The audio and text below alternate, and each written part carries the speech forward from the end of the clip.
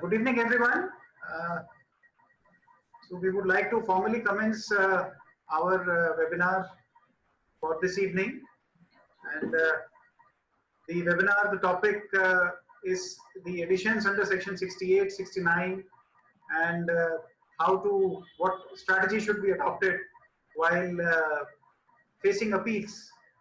And to deliberate on this very contemporary and timely topic, we have one of the most, I'll say, sought after and one of the best speakers that we have in our fraternity, CA Pramod Jain ji.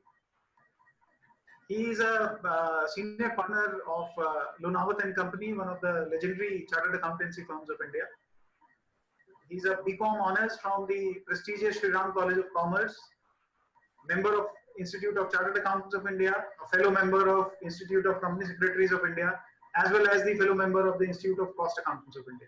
So he has the membership of all the three institutes, three premier accounting bodies of India.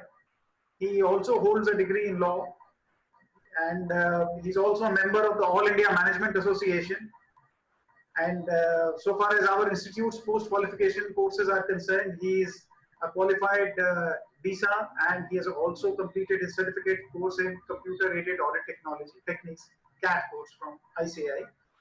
And he is also an insolvency professional, which is the most recent development in the professional field, and he's up to date with that also. So I believe if you go by his profile and if you visit the website of his company, Lunawat and Company, you will find that they are, and especially he himself, is present in all the professional spheres that an accountancy firm has to offer. So he has a very good command over company law, over audit, over taxation, and insolvency professional. Of course, he is already there. And he is very meticulous in the sense that what all deliberations, what all discussions, he is a very prolific speaker and active on all the forums. So whatever presentations he makes, they are all archived very systematically for future reference of all. So it's basically now become a very strong storehouse of knowledge for everyone to explore and benefit from that. I believe that he is also a member of a web portal which is known as Experts Panel. Maybe he'll enlighten us during the course of his deliberations, and we all can gain from that also. So now I'll request him to please take over today's proceedings and enlighten us on the provisions and what strategies should we adopt. We have already sent him some advanced queries. Apart from that, if anyone has any questions, sir, normally what we do is that we take all the questions at the end of the session. Once you have completed the deliberation, then the question and answers, we have the question and answer section. Members, they can post their questions there, and then we can take them. Or as you feel, sir, as you direct us, we'll do it. So over to you. Thank you, Vimalji. Chairman Dehradun branch, Vimal Kishorji, Rajesh Gupta ji, Pulkit ji, and all my dear friends in Dehradun. I thank Vimalji for inviting me to share my views on a very talked about discussion, I would say, related to the appeals related to the demonetization, I would say. And yes, we'll be discussing about that. Wherever after certain time, we would be discussing upon certain points. So if someone has any question, they can post on the chat itself. So when I am seeing that chat, I can answer, or at the end also. Yes, I have received 2 set of questions shared by Vimalji. So I'll be trying and covering that all in our presentation. But even if not covered, then later on we can again go through those.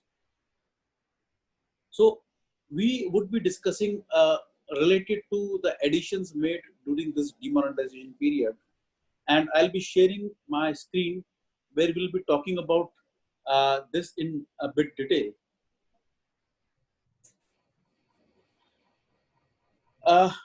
जब हम बात करते हैं appeals for demonetization cases, so let us understand that actually what happened to that. If we talk about it, we all know that demonetization took place. We all know what happened to the old 500 and 1000 rupees note. and 2000 notes came. And what happened was that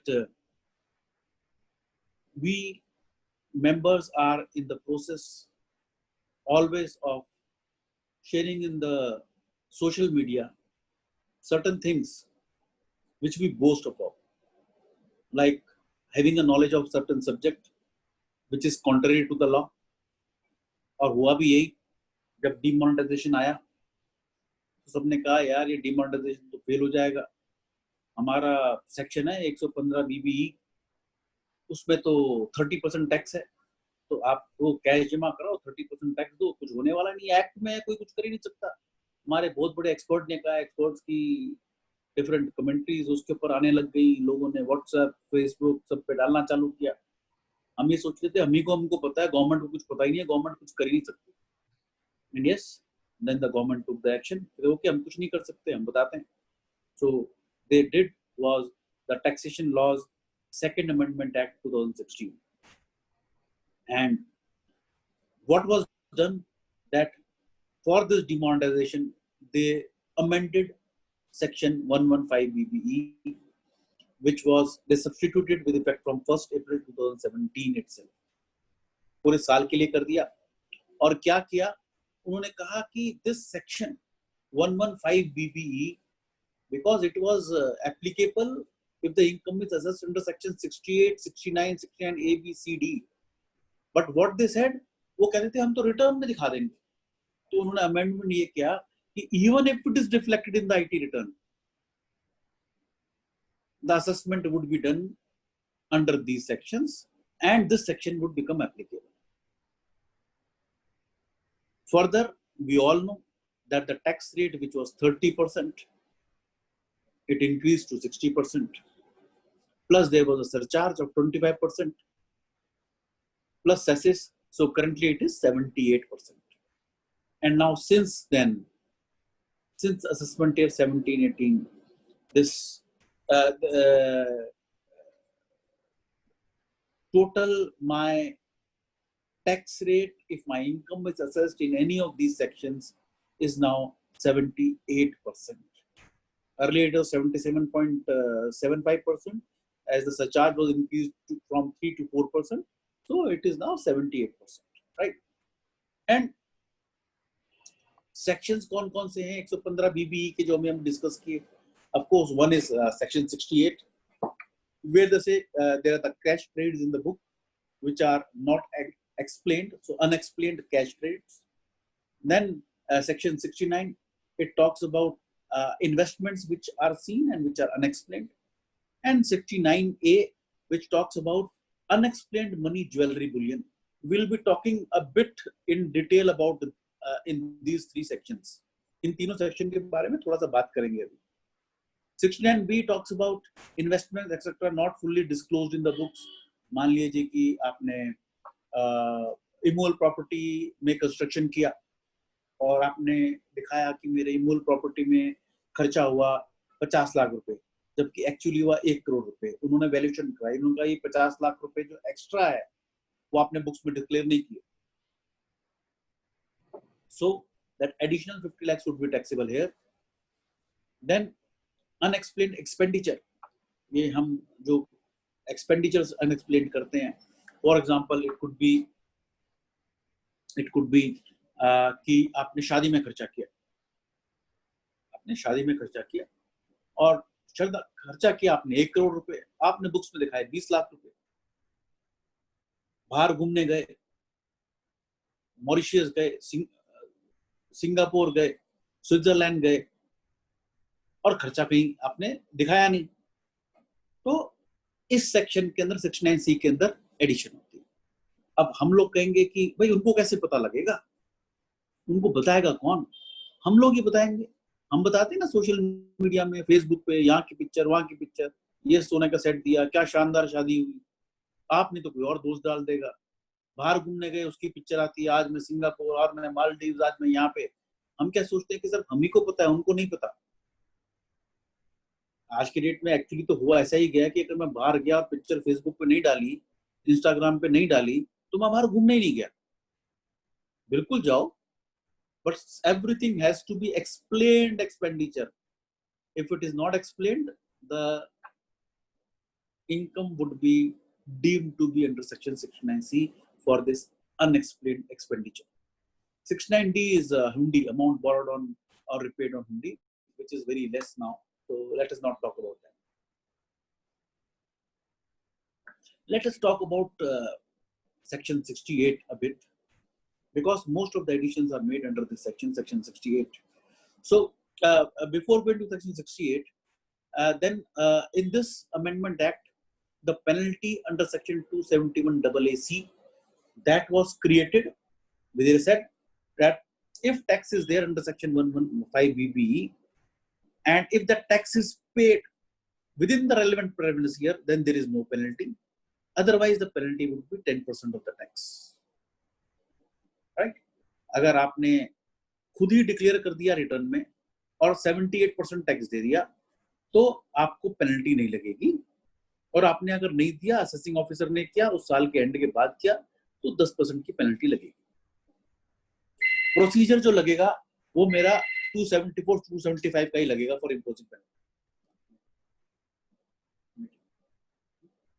सो लेकिन अगर मेरे को ये 271 AAC के अंदर अगर penalty लगती है, तो मेरे को 270A की पेनल्टी नहीं लगेगी, दो सेक्शंस में नहीं लगेगी. इन केस ऑफ सर्च, पेनल्टी जो लगेगी 271 AAB में लगेगी और 271 AAC में भी नहीं लगेगी, बिकॉज मेरा 115 BBE के अंदर जब टैक्स असेस होगा, it could be in normal cases, it could be even on search cases. अगर सर्च केस में पेनल्टी लगेगी तो इस सेक्शन में नहीं लगेगी, 271 AAC में, ये AAB में लगेगी.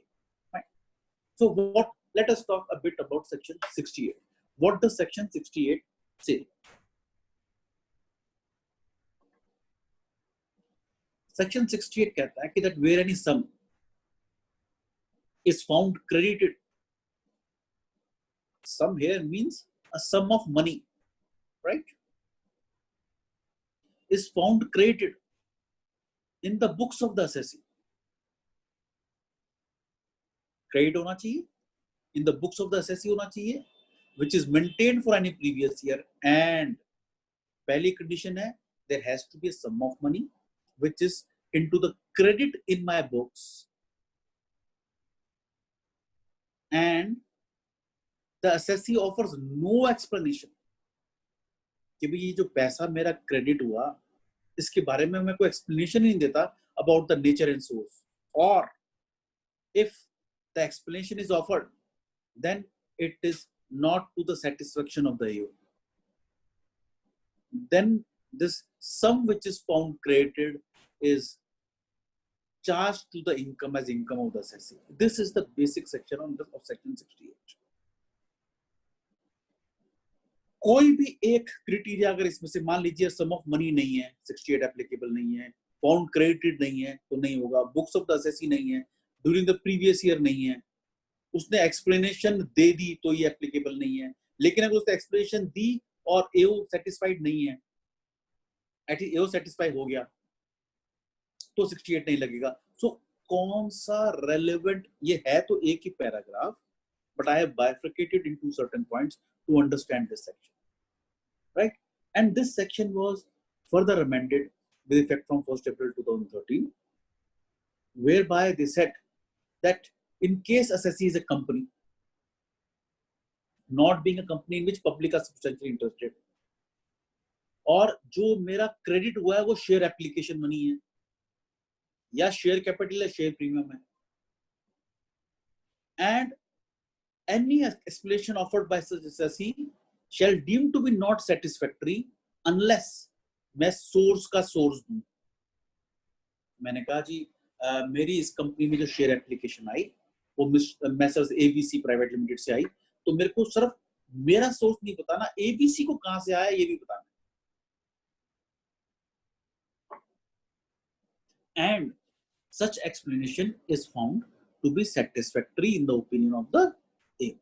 So AO की satisfaction भी mandatory है.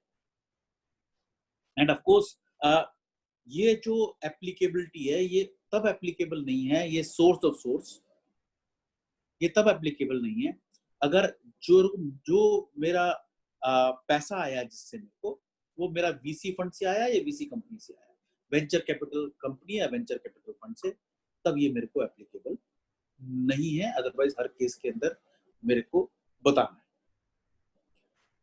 Now, if I talk about the transactions which could be covered under this section, of course, share capital, share application, ये वाली तो ही है. It could be my unsecured loans, secured loans, whatever it may be, my gifts, what I'm receiving, my penny stocks, आजकल ये बहुत चल रहा है, or any credit of the sum of money which now we are talking about is demonetization cash additions also. So we'll be in this context, after understanding section 68, we'll be going to the demonetization cases addition which are being made. Impact 115 BBE का ये हमने discuss कर लिया. Sorry, ये मैं slide duplicate है, ये अभी मैं लास्ट में चेंज कर रहा था, तो मैं इसको हटा दूंगा. राइट. एक तो ईयर की बात बड़ी इंपॉर्टेंट है. कई बार क्या होता है कि व्हाट वी हैव सीन कि मेरा अनसिक्योर्ड लोन चला आ रहा है और इस साल कंफर्मेशन मांगी, उसने दी नहीं, तो उसने एडिशन कर दी. You know, that is not allowed. The carried forward cash credit entries can only be examined in the year of receipt. Delhi high court का जजमेंट. जिस साल पैसा आया है उस साल ही देखना है, किसी और साल में आप उसको नहीं देख सकते. उस किसी और साल के अंदर उसकी एडिशन सेक्शन 68 में नहीं हो सकती. It has to be the year of receipt, right? Because what we are discussing today, it can be used in any other cases for section 68 also. Very important. What is books of accounts? We all know that it is defined under section 2 of section 14 of the Income Tax Act, which is the inclusive definition. But yes, what has held to be books of accounts and not? So maintenance of books of accounts is a precondition of section 68, and books have to be of the assessee and not of the third party.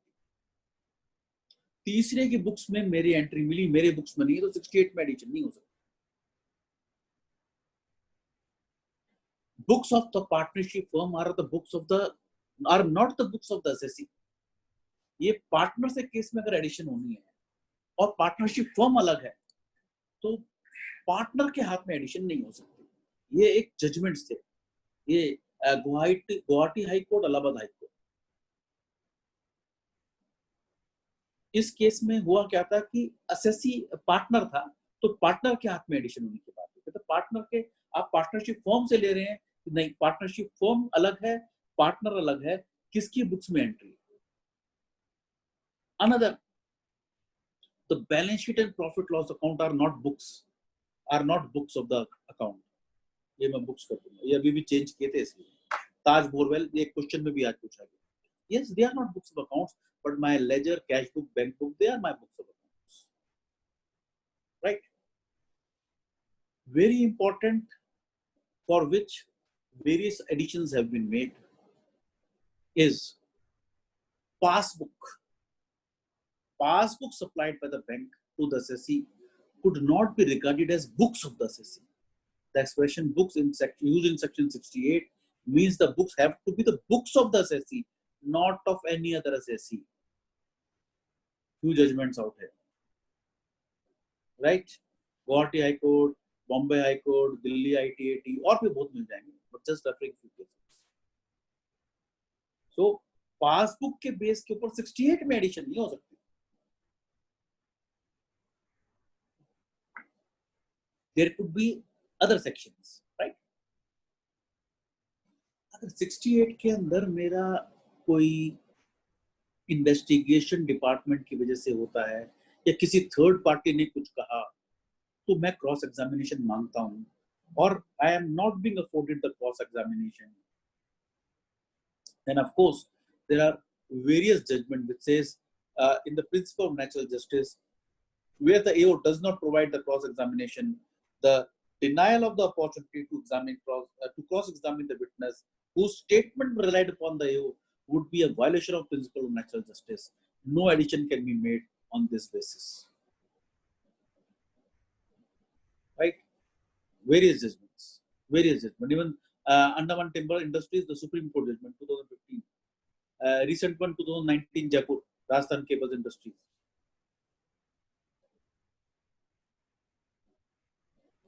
Delhi High Court, so many judgments, right? So, one cross examination, कब मांगना है, कब नहीं मांगना, that is again art which we have to see, right? ऐसा नहीं है कि हर केस में हम क्रॉस एग्जामिनेशन मांग लें, जहां हमको पता है वहां पे जरूर मांगना चाहिए. अगर आपका addition purely on the basis of statement under section 132(4) है, तो कहते हैं कि statement itself does not constitute an incriminating material. That has to be substantiated by further evidences. Yes, again, Delhi High Court judgment, 2016, 2017, two judgments out here, right? अब काफी editions मेरी होती हैं इन द केस ऑफ कि हमने तो सम्मन दिया और सम्मन पे वो प्रोड्यूस नहीं हुआ, hence the addition is made. So various judgments out here, merely because they did not appear before the AO in response to the summons, it cannot be concluded that the amount have to be added to the system. Again, furthermore, evidences have to be there, right? But yes, if the addition is made purely on the basis of non-responding to the summon, we can use these case laws, right? And there are many others. Now, on whom is the onus to prove the genuinity? Actually, if we talk about onus, actually section 68, it was first introduced from 1962 itself, initially itself. And by way of section 68, the income tax department has shifted the rule of evidence, because the rule of evidence is that whosoever is saying that it is not genuine, he will have to prove that it is not genuine. But by section 68 introducing, they shifted the onus to prove the genuineness of the transaction on the taxpayer. They shifted it to the taxpayer. So the taxpayer he would be responsible to provide the details of the nature of source of money received in his account. ऐसा नहीं है कि मैं तो डाल दिया अपने books में, मेरे को डिपार्टमेंट कहे कि ये ingenuine. I have to prove, right? If the taxpayer is unable to prove the nature and source of money received, money would be taxable under the Income Tax Act.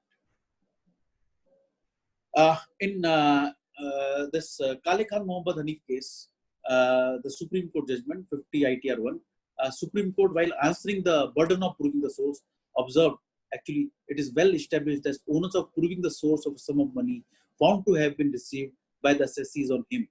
If he disputes liability for tax, it is for him to show either that receipt was not income, or if it was exempt from taxation under the provision of the Act. In the absence of such proof, the ITO is entitled to treat it as a taxable income.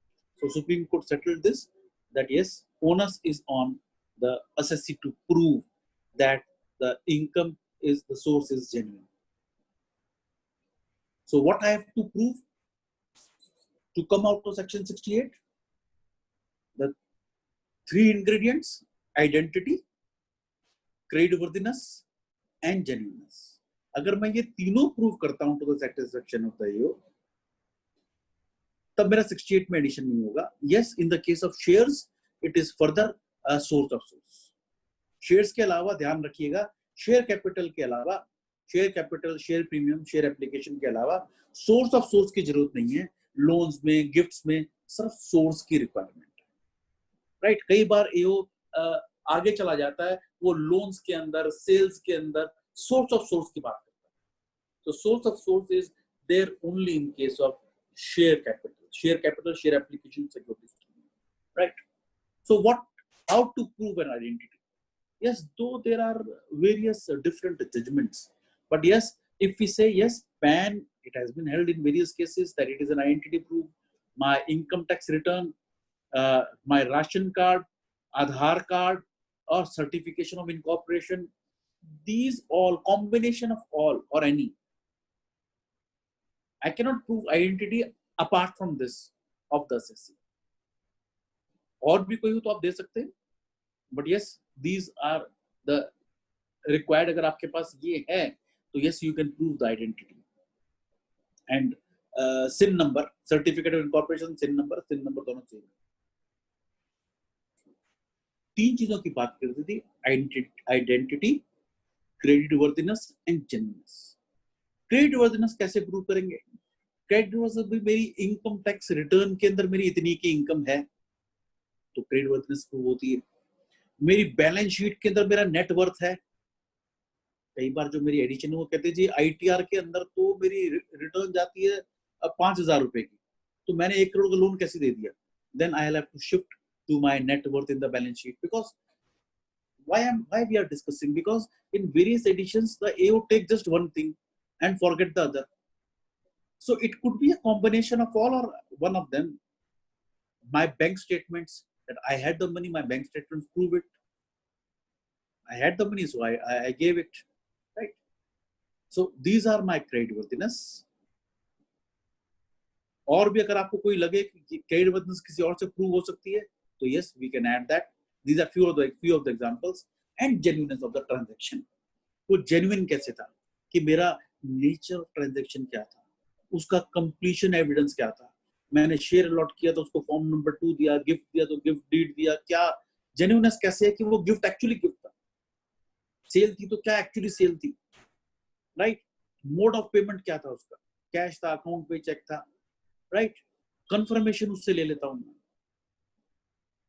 Confirmation ले लेता हूँ, वो भी एक genuineness का एक point है. Affidavit कहाँ यूज करना है, कहाँ नहीं करना, बट यहाँ जहाँ रिक्वायर्ड है यस एफिडेविट में देता हूँ. कोई इससे ज्यादा जेन्युइनिटी क्या करूँ? So case to case vary करेगा कि मैं अपनी जेन्युइननेस किस चीज से प्रूव करूँ. It could be again one और अ कॉम्बिनेशन देयर. जो आप कर सकते हैं, आपके पास जो अवेलेबल है.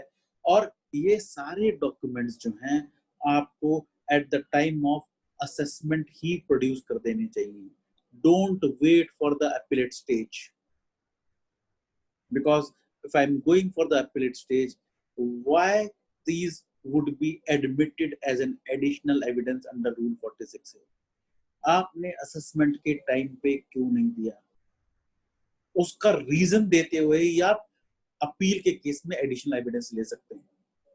इसलिए हम कहते हैं कि when you are talking about your assessment stage, that assessment stage becomes very very important, right? Identity etc. proved, then no section 68 के बहुत सारे जजमेंट्स हैं.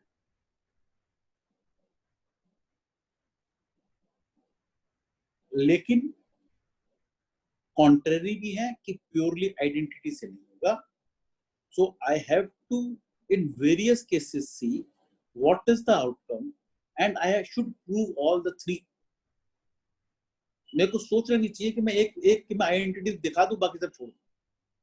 मेरे को तीनों ही सबमिशन देना चाहिए और जब मैं असेसमेंट के टाइम पे जाऊं तो ये बताऊं कि तीनों केसेस के अंदर आइडेंटिटी कैसे प्रूव हो रही है, क्रेडिट वर्दिनेस कैसे प्रूव हो रही है और जेन्युइननेस कैसे प्रूव हो रही है. Now going to 69. 69 talks about that where the assessee has made investments and those are not recorded in the books of the account, if any maintained by him. So in that and assessee offers no explanation or the explanation offered is not satisfactory, then it would be the income. 68, it was recorded in the books. Here it was investments are not recorded in the books.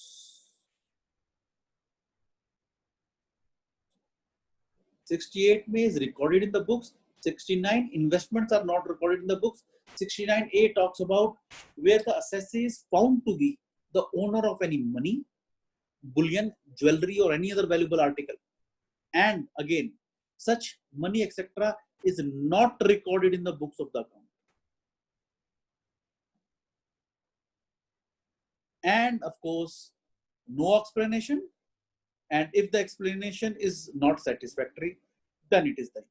So the difference between 68, 69 and 69A: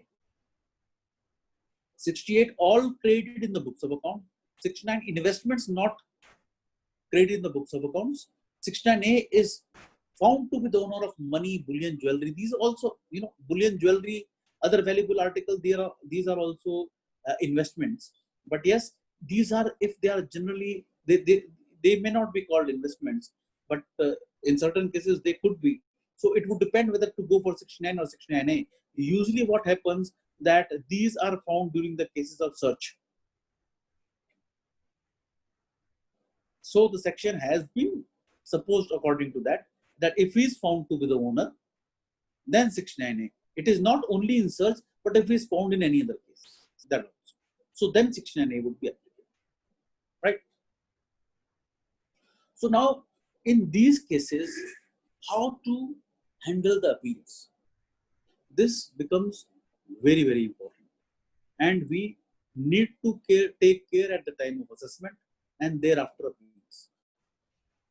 और मेरी appeal में आता कब है, milestone है मेरा, सबसे पहले मैं आईटीआर फाइल करता हूँ और दूसरे केस के अंदर में असेसमेंट होती है, रीअसेसमेंट होती है।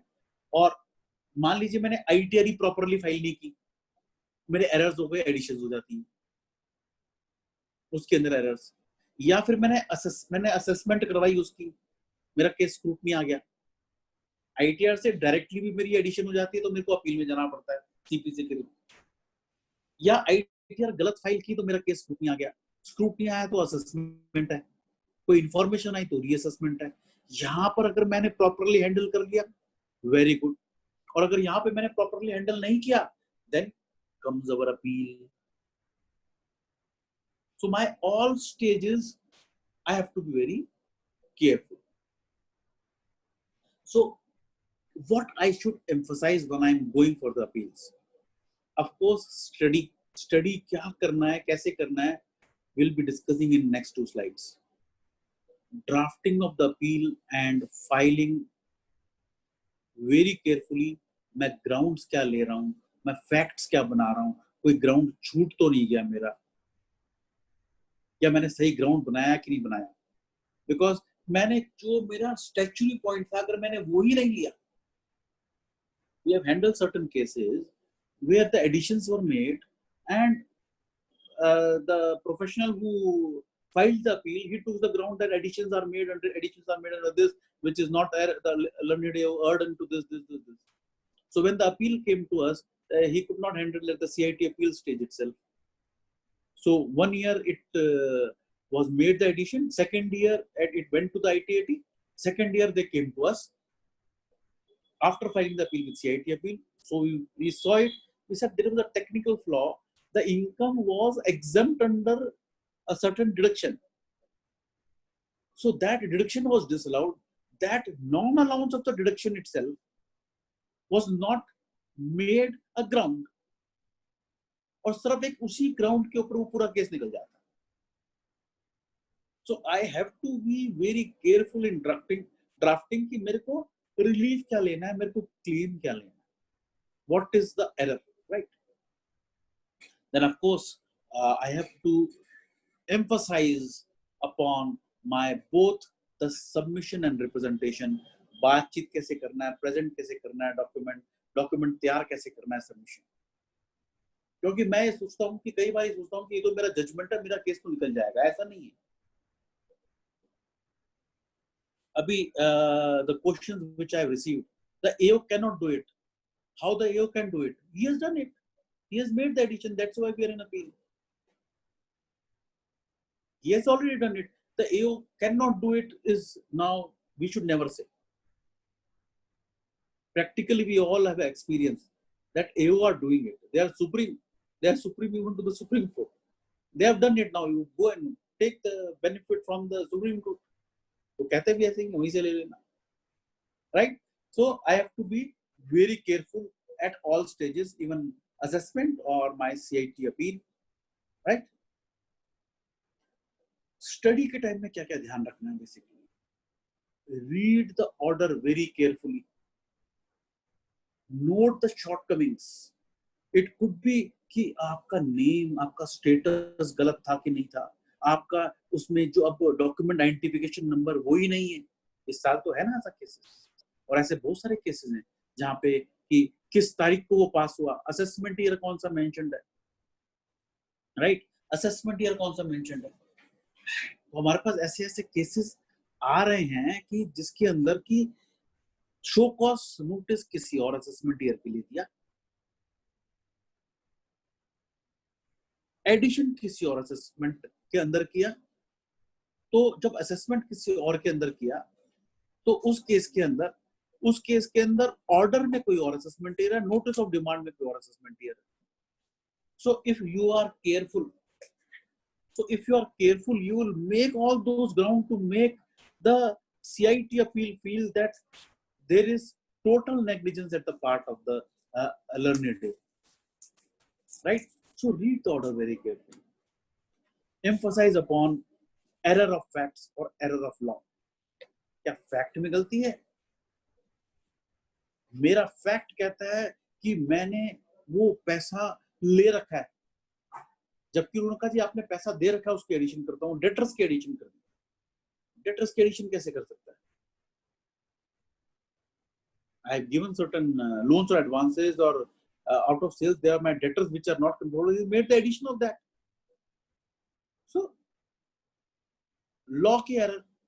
It could be that it is taxable under some under another head, another section, and the addition is made in any other section. So I have to be careful. Addition का क्या basis है? कौन से provision में addition किया है? In certain cases, we see that addition has been made without quoting any provision. Addition has to be made under some provision, ना? आपने 37 में disallow किया, 68 में किया, 69A में किया, किसमें किया? Right?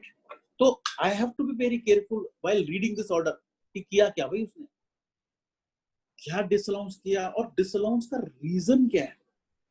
मान लीजिए उसने खर्चा disallow कर दिया, जैसे एक केस में what happened कि उन्होंने हमारे को शो कॉज नोटिस दिया, क्लाइंट को शो कॉज नोटिस दिया कि भाई in the case of company why the expenditure of this head should not be disallowed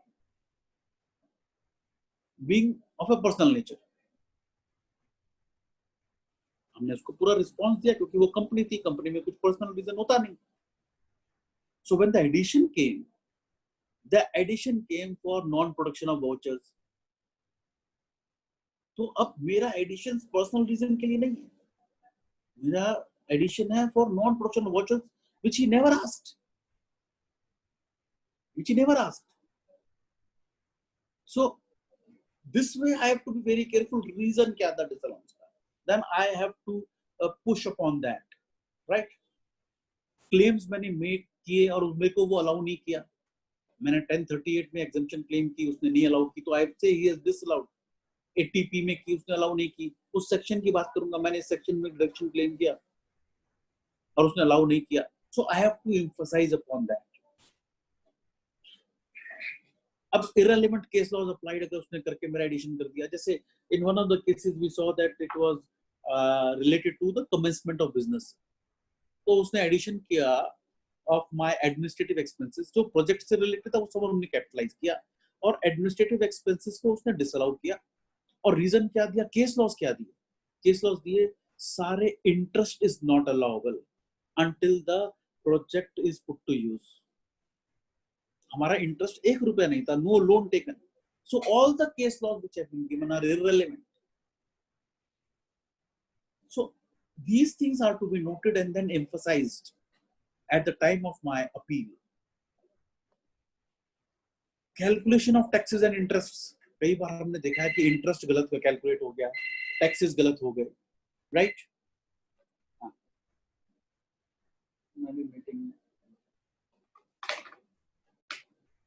right, सो मेरे टैक्सेस की कैलकुलेशन कैसे की है। अब किसी किसी केसेस में, कंपनीज के केस में 40% टैक्स दे दिया, चार्ज कर लिया हमने। डोमेस्टिक कंपनी 40%, कंप्यूटर है, whatever it may be, take it as a ground. दो आप 154 करेंगे तो मिल जाएगा, अगर नहीं मिला तो I will lose the opportunity if I don't file an appeal. So I have to be careful. Study the assessment proceeding records. अगर आपने खुद किया या आपके पास अपील आई है, असेसमेंट के प्रोसीडिंग्स के सारे रिकॉर्ड को स्टडी कीजिए, उसमें कब कब नोटिस आए, क्या क्या रिप्लाई दिया, ऑल दोस थिंग्स। उसमें क्या क्या देखना है आपको? सबसे पहले तो डेट वाइज अरेंज करना है एसएससी के सारे assessment posting record and flagging all the relevant pages, and notice और शो कॉज कब इशू किया, कब रिप्लाई किया, सारे नोटिस चेक करें, सारे शो कॉज करें, कब इशू किया, डेट, कब उसका रिप्लाई दिया, नहीं दिया तो क्यों नहीं दिया। जो भी हमने डॉक्यूमेंट सबमिट किए उस सब्जेक्ट मैटर के अंदर जो भी मेरा सपोर्टिंग थी वो हमने क्या क्या फाइल किया, क्या क्या रह गया, कि ऐसा तो नहीं कि किसी रीजन से मेरे को एडिशनल एविडेंस देना था, मैं इसमें कुछ और भी दे सकता था जो मेरे पास था या ऑन रिकॉर्ड ऑलरेडी है, तो क्या सबमिट किया क्या नहीं किया, उसके बेस के ऊपर ये अपने आप अपील और सबमिशन करेंगे। आपने मटेरियल एविडेंसेस क्या क्या प्लेस किए, मान लीजिए आपका शेयर एप्लीकेशन की ही एडिशन है तो उसमें आपने सिर्फ फॉर्म पैस 3 दे दिया या उस वक्त फॉर्म 2 होता था वो दे दिया, लेकिन आपने उसके अंदर उसकी कंफर्मेशन नहीं दी या कंफर्मेशन दे दी, पैन नहीं दिया, आईटीआर नहीं दी, बैंक स्टेटमेंट नहीं दी, क्या दिया क्या नहीं दिया, क्या आप दे सकते हैं, what prevented you to present this before the AO. So how to take that as an additional evidence in at the appellate stage, that becomes very important. Even आप अपना इवेंट का ना चार्ट वाइज डेट बना लें, क्योंकि जब appeal file करते हैं और अपील फाइल करने के बाद जब हियरिंग होती है उसमें 1.5-2 साल लग जाते हैं, मेरे को बाद में ध्यान नहीं रहेगा। सो एक आपने चार्ट बना लिया तो आपको कभी भी बार बार रेफर करना होगा तो उसमें आप रेफर कर पाएंगे। फाइन। जब रिटर्न सबमिशन बनाएं उसके अंदर सबसे पहले फैक्ट्स के ऊपर आप ध्यान दें कि यस जनरल क्या है कि कब एसएससी का स्टेटस क्या है, उसने रिटर्न कब फाइल की, किस चीज की एडिशन हुई, वो सारे फैक्ट्स आपने देखने हैं, right. Then specific reference to each ground, जो आपने ग्राउंड लिए हैं उस ग्राउंड के बारे में सारे फैक्ट्स बताए, एक्चुअली क्या था। ग्राउंड वाइज एओस की ऑब्जर्वेशन को नोट करें एंड उस ग्राउंड वाइज एओ की ऑब्जर्वेशन के ऊपर सारे के सारे अपने डिसऑनर्स के और अपने व्यूज दें, अपना सबमिशन दें कि why the AO's observation is not correct, या जो भी उसने एलिगेशन की किसने किया, तो जो भी पॉइंट लिए हर एक के ऊपर मेरे को ground wise I have to rebut his whatever he has said. Objection, reply on observation and reasons, demolish the allegations imposed. जो उसने कहा कि he has never produced the directors, you have to say I have asked him for the extension, he never gave. Yeah, I asked the director, he did not use his powers to call him, whatever you want to say, but yes you have to rebut each and every claim. Case law के ऊपर of course आपने रिलायंस करना है इस stage के ऊपर, appellate stage पे हमेशा करते हैं, असेसमेंट स्टेज पे हमेशा मना करते हैं, बट ये अपीलेट स्टेज पे आपको केस लॉ का भी रेफरेंस देना है। और जो आपने पेपर बुक साथ में दे रहे हैं रिटन सबमिशन में, उसको क्रॉस रेफरेंस करेंगे अपनी सबमिशन के साथ। जो मैं यहाँ कह रहा हूँ उसके लिए एविडेंस ये है जो मैंने ईओ के पेपर दिया, तो आपने अपील के टाइम के अंदर जो आपने डॉक्यूमेंट सबमिट किए सबका रेफरेंस आपने सबमिशन में देना है, जो पेपर बुक आप साथ देंगे। मान लीजिए अपने डिमोनेटाइजेशन केस में आपने वैट की रिटर्न्स की कॉपी, बिल्स की कॉपी, जो सब कुछ भी दिया उसको साथ में जब अटैच करेंगे तो जब आप सबमिशन में लिख रहे होंगे तो आप लिखेंगे कि already this kindly refer to my annexure number this in my paper,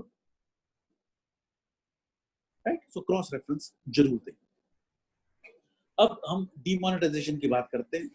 demonetisation के अंदर ऑफ कोर्स एडिशंस जो हुई, राइट। अब 2017-18 में जो एडिशंस हुई हैं असेसमेंट ईयर में, हम बात करते हैं सबसे पहले कैश सेल्स या बोगस सेल्स। कैश सेल में एडिशन की है या बोगस सेल में की है, आप उसकी वर्डिंग चेक कीजिएगा कि क्या बेसिस पे एडिशन की है, क्योंकि कैश सेल थी इसलिए एडिशन कर दी या उसने सेल्स को बोगस किया। आपको ग्राउंड उसके हिसाब से बनाना पड़ेगा, राइट, क्योंकि कैश सेल्स की मैक्सिमम एडिशन हुई है। आप जब ये अपना ग्राउंड लेंगे तो आप ये देखिएगा अपने असेसमेंट के टाइम में क्या दिया और क्या अभी दे सकते हैं। आप ये अगर कहते हैं कि मेरे पास स्टॉक्स थे और मैंने वो स्टॉक्स बेचे तो मेरे बुक्स में स्टॉक्स था, कुछ केस में ऐसा हुआ था कि स्टॉक्स थे ही नहीं फिर बेच दी, वहां तो आप ये ग्राउंड नहीं ले सकते। बट जहां पर आपके पास स्टॉक्स हैं, give the facts, merely case loss पे सारा case नहीं होता, please. You have to be very, very strong in your facts and putting your words. When I'm having the stocks, I have sold that, my stocks have reduced, right? मेरी purchases थी इसलिए मैंने cell की. एक case में during assessment the learned AO said that your sale during this period, Diwali period, increased, and so is the corresponding purchases. So why it should not be disallowed?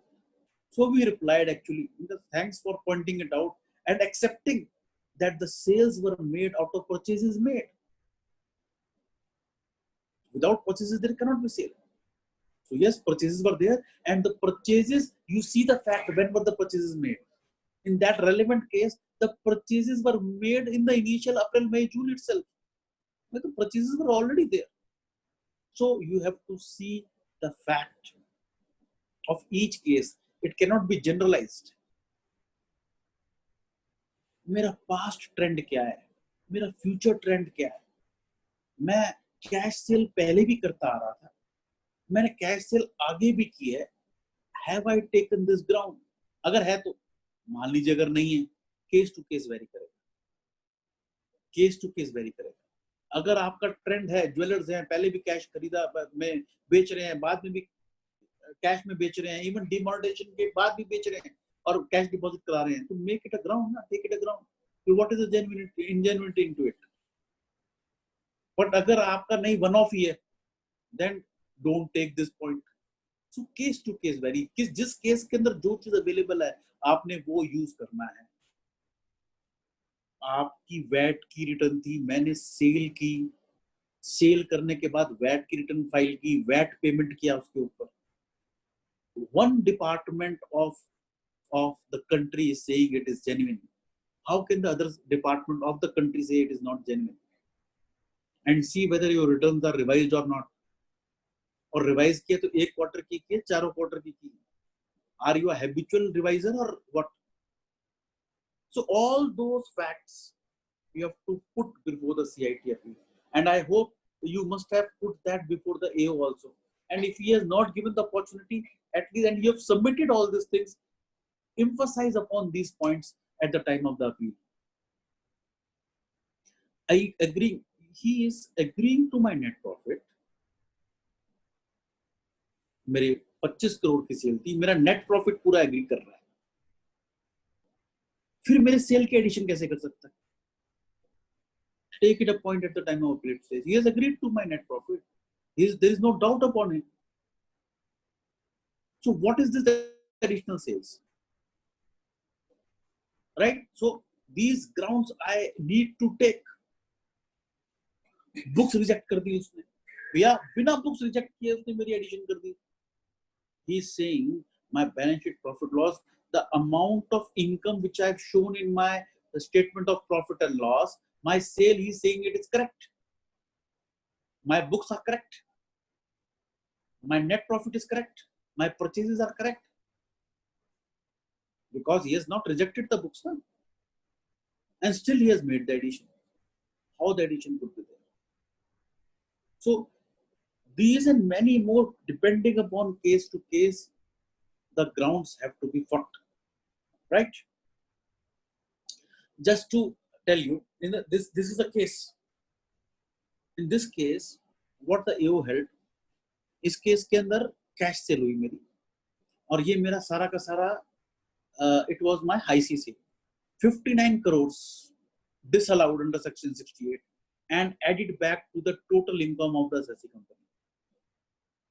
68 में cash cell 59 crores की disallow कर दी 68 में.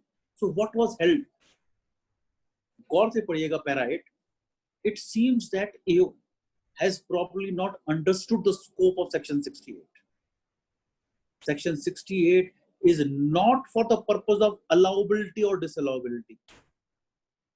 आप देखिएगा जब उसने addition किया तो he is saying I have disallowed under section 68.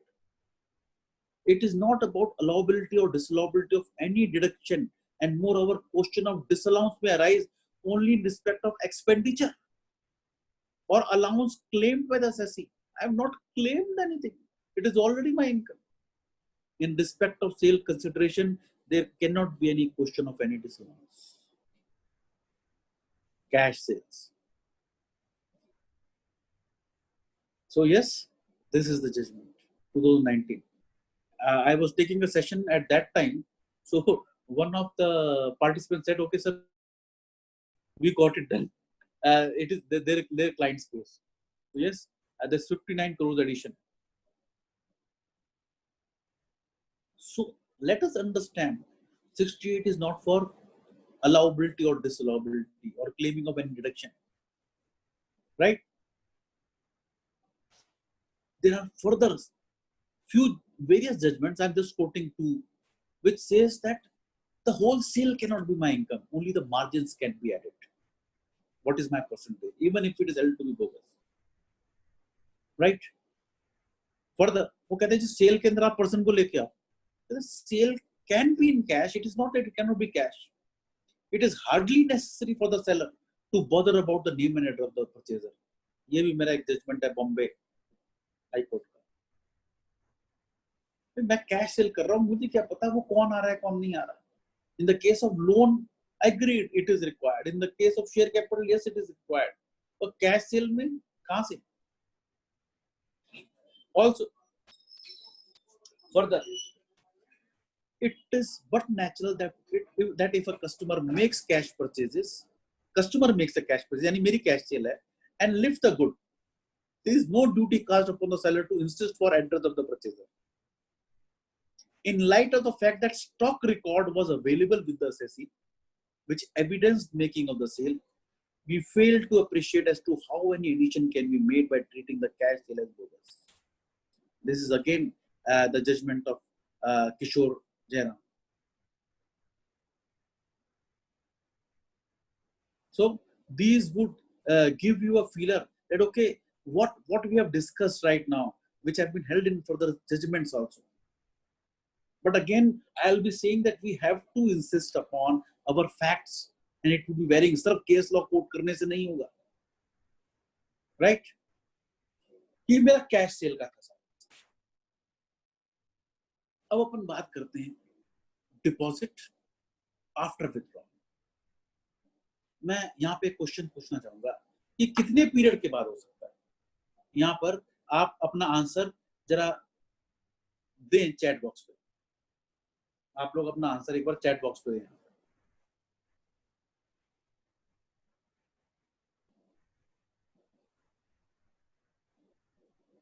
आपने कैश विड्रॉ किया और वापस बैंक में जमा कराया, कितने पीरियड तक?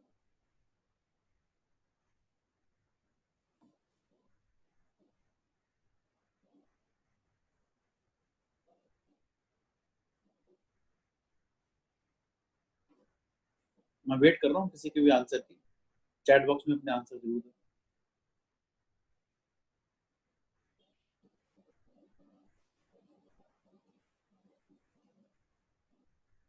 रमन जी का कहना अनलिमिटेड, मतलब कि 1960 के अंदर मेरे पास कैश था जी, और 2017 में मैंने जमा करा दिया. संजीव गोयल जी कह रहे हैं till the time I approve it is held by me.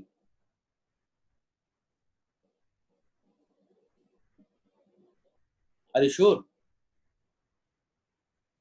कैसे कहेंगे, कैसे ह्यूमन प्रोबेबिलिटी को कैसे डिफीट करेंगे?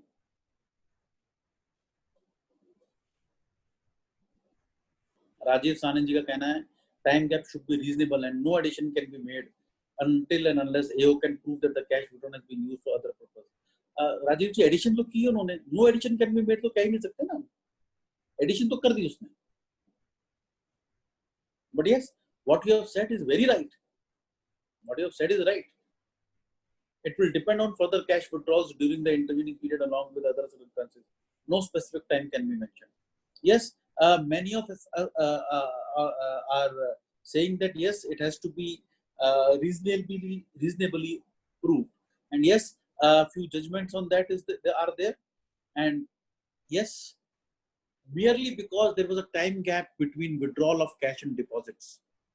Explanation of SSC could not be rejected and addition on could not be made, particularly when there was no finding recorded by the AO or CITPL that apart from depositing the cash into bank, there was no other purpose it is used by the assessee for these amounts.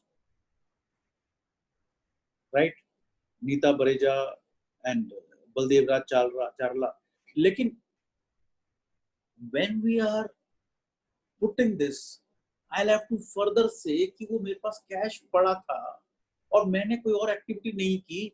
Let the AO say that I did something else, but at least once I have to prove that it was with me.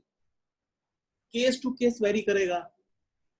ऐसा नहीं हो सकता कि एक assessee individual है, वो business कर रहा है और वो बिजनेस करते करते प्रोप्राइटरशिप में कैश भी उसमें जमा करा रहा है, फिर कह रहा जी मेरा पुराना कैश जमा था. सो फैक्ट ऑफ द केस, वो बैंक में कैश जमा करा के विड्रॉ कराता रह रहा है regular. So it would depend कब जमा कराया, कब विड्रॉ कराया. और मैं वो कहूँ जी उससे भी पहले का मेरे पास कैश पड़ा है, ये सिर्फ हमेशा डिपॉजिट ही कराता आ रहा हूँ. So again, it would depend upon the each relevant fact of the case, right? अब एक केस है जहां पे असेसी ने कहा कि यस मैंने सेल की है और सेल मैंने स्पेसिफाइड बैंक नोट्स में की है, पुराने नोटों में ही की है. क्या इनकम टैक्स में कोई एडिशन हो सकता है? क्या इनकम टैक्स में कहता है नहीं जी मैंने तो नए नोटों में की नहीं, मैंने तो की पुराने नोटों में. आपके आंसर्स चैट बॉक्स में. राजेश संजय ने निखिल नंदा जी का भी केस, हाँ बिल्कुल. मैंने अगर पुराने नोटों में सेल की है तो क्या इनकम टैक्स में एडिशन हो सकता है?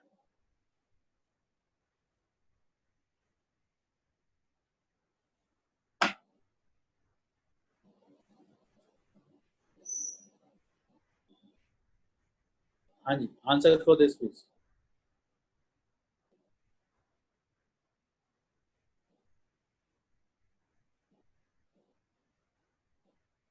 आप लोगों के पास तो हो सकता है कोई ऐसा केस हो जिसमें सेल ही पुराने नोटों में की है, तो क्या करोगे?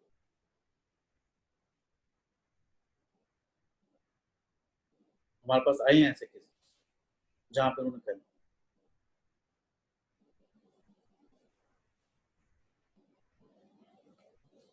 मैं विड्रॉल और कैश की बात नहीं कर रहा, मैं भी कह रहा हूं कि मैंने सेल उस पीरियड के अंदर जो की वो पुराने नोटों में की और डेली जमा कराई. नए नोटों में सेल ही नहीं की, पुराने नोटों में की. लोग मेरे को पुराने नोट देके गए और मैंने वो जमा कराए बैंक में.